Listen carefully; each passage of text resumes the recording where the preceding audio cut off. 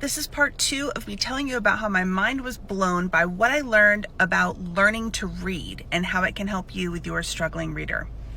Okay, have you ever learned how to ride a bike?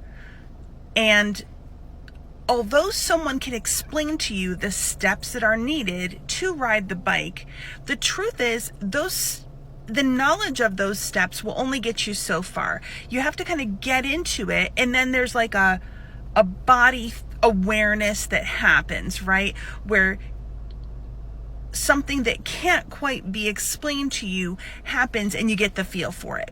Or maybe you've had this experience if you've learned how to drive stick. Someone can explain to you, you do this, you do this, you do this, but you know that there's like kind of a flow to it that you have to get into.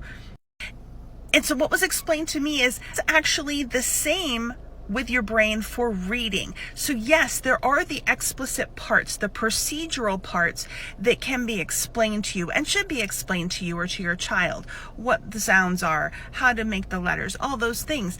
But there is an internal process that needs to happen that can't really be touched by somebody trying to give you explicit instruction. So where ReadRight comes in is that they provide the type of therapy that is giving your brain the chance to get into that flow. You have to have the neural pathways happen, and there's certain types of things that they can do to help get you going in that path. It's so much more than I can explain it. Of course, I am not the expert, but I did get to spend 3 hours with the expert, Dr. Dee Tadlock.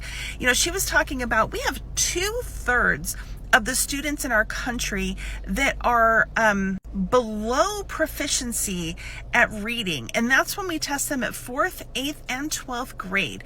2/3, like basically the system that we have is failing. And I was really impressed by the standard that they have. It's not, can someone read? They're wanting someone to be able to read with excellence.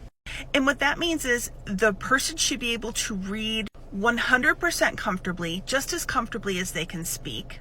And that assuming that they have a frame of reference for it, that they should totally comprehend what it is that they have read. And that when they're reading out loud, that they should sound natural.